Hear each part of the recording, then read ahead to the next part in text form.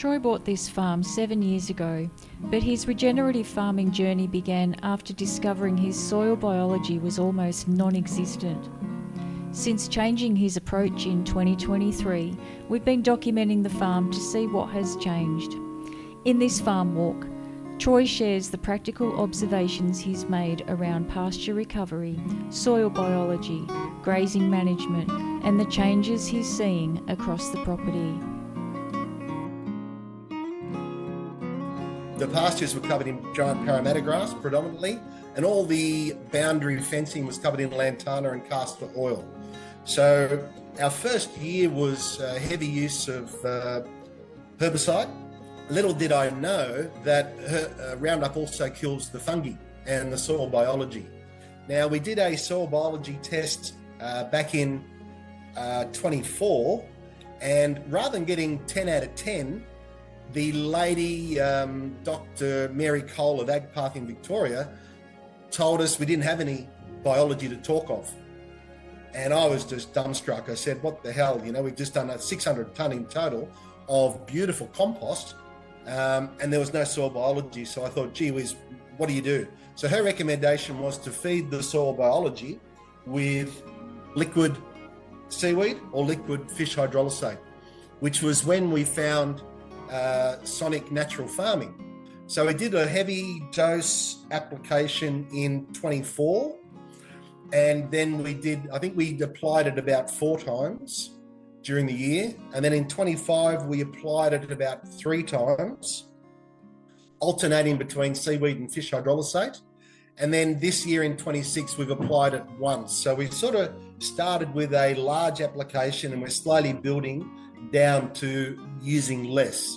My first application in 24 was using 180 litres of seaweed. My application this year is using 360 litres of seaweed. So I'm using twice the volume, but I'm only doing it once a year. Each of those 18 drums, I apply 2 litres of boron, chelated boron, 2 litres of chelated silicon, and 2 litres of biodynamic liquid soil activator with 20 litres of seaweed or 20 litres of fish hydrolysate. And that all goes into my 300 litre container. Application rate ends up being about 108 litres per acre. It works out generally a lot for 50 acres, but when I apply it, it's actually quite diluted. You see the Parramatta grass here? And there's none here, but there used to be Parramatta grass here. So we haven't sprayed herbicide, it's just disappeared because of the soil biology. Fantastic. That's been rained on, that one. It's a bit hard to tell about dung beetle activity.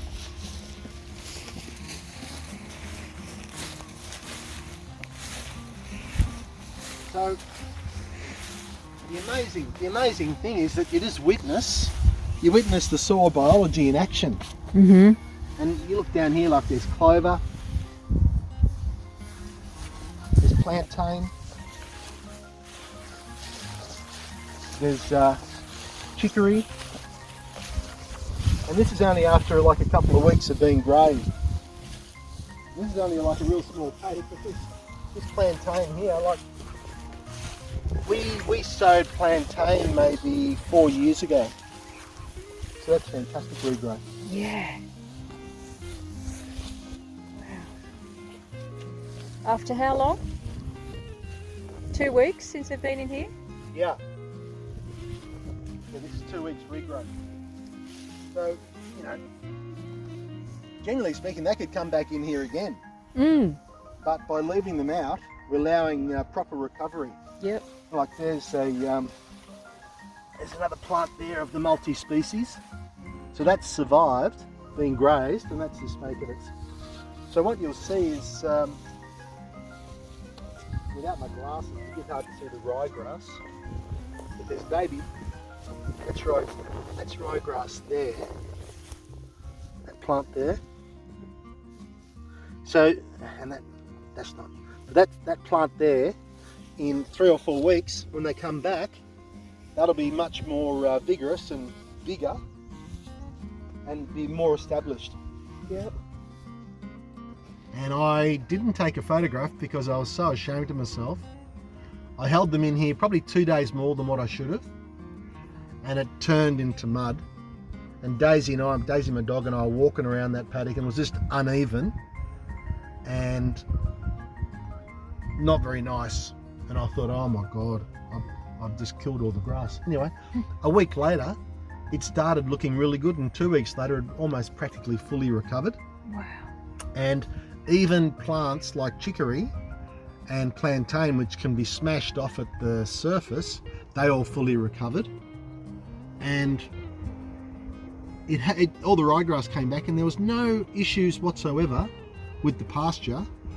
And now with our microbiometer, we've got a fungi to bacteria ratio here of 0.9 to 1, and usually 1 to 1 is what you want. The microbial biomass of about 500, sort of rotting. Yeah. And then if you get the cows to come in and eat it short, then the fungus will attack it much more easily. So it's the fungal application that's killing it. It's the soil trooper fungus, Yeah. but your seaweed and fish hydrolysate is helping the fungus.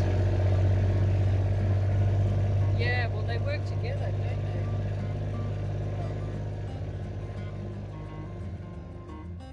One that was overgrazed and pugged, that's now our best paddock. So the fungi and bacteria have positively responded to the impact from the cows. And Joel Salatin, the famous guy in America, he talks about pugging as land massage. Oh, that's cool. Because what happens if you look at all the stuff on the ground,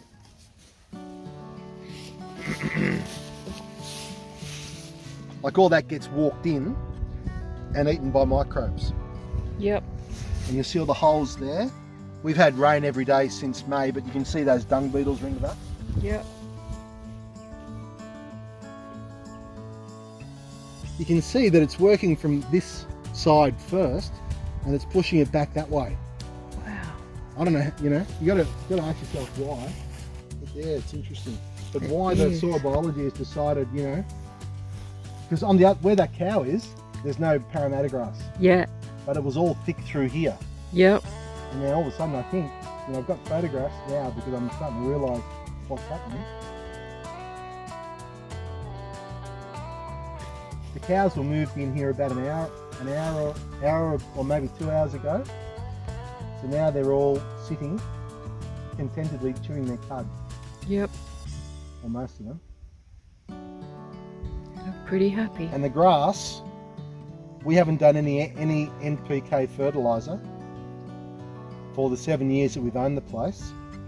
So whilst the grass they're eating would be the end of summer rankish kikuyu, even though we had 6 inches during the last week, it's not full of liquid, not full of water, due to the plant compensating for the salts and the chemical artificial synthetic fertilisers. Yep. It's just biology looking after the grass.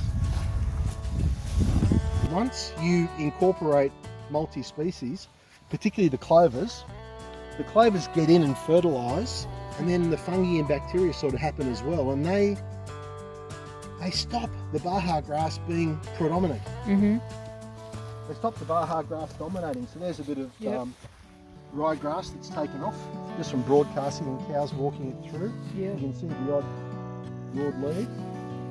Then over here would be a turnip. So the cows are probably, actually you can see that turnip there growing above the ground. See the root? Yeah. The cows will probably damage that anyway. It's more here for the biology rather than cattle feed. But the system seems to be, if you feed the soil biology, then the soil biology creates a balance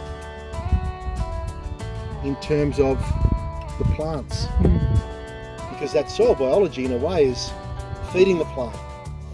Yep. So all the plants, including the Baja grass, are like solar panels, taking solar energy down to their roots, converting that energy to carbohydrates and sugars, which they're feeding to the biology, and then the biology is eating that sugar and trading minerals and micro and macro elements out of the soil to feed the plant in plant available fashion. So it's sort of like if you allow the soil biology to make its own decision, balance, you'll get these other grasses popping up. I think that's signal grass. But rather than the farmer deciding what's going to be there and how much of it is going to be there, just chuck out seed and let the soil biology decide what it wants. Because the soil biology is either going to stop feeding that Baja grass or start feeding the other grasses that are competing with the Baja grass. Yep. And we've got a section down in paddock 1 that was like predominantly Baja grass, but now it's kikuyu and a whole variety of different things. So this is sort of a compacted section because we're close to a laneway going to a couple of gates. And I think that's part of the reason why the Baja grass is here and the Parramatta grass is here. But you can see the kikuyu is making a bit of a comeback. Yep. And I think over time, that kikuyu is going to smother the Parramatta grass to the point where you might not even see much Parramatta grass.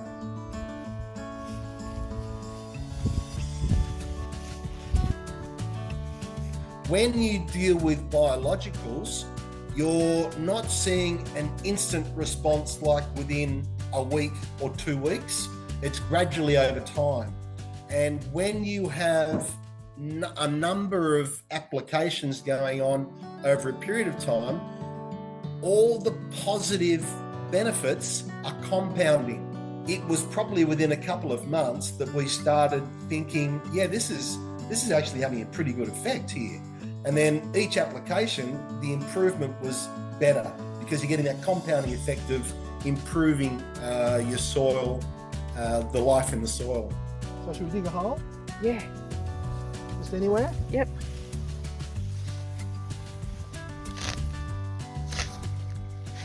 So we've had 6 inches of rain.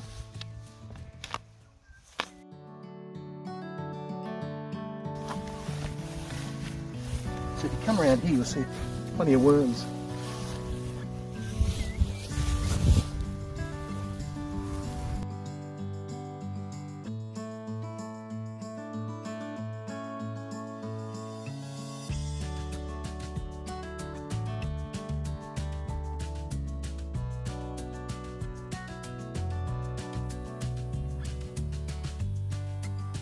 Every farm is different, and every regenerative farming journey follows its own path. This Australian farm case study documents one producer's observations after changing the way the farm was managed and placing a greater focus on soil biology. As we continue returning to this property over time, we'll keep documenting the changes, challenges, and lessons learned. If you'd like to see how Troy's regenerative farming journey began, watch the full farmer journey next.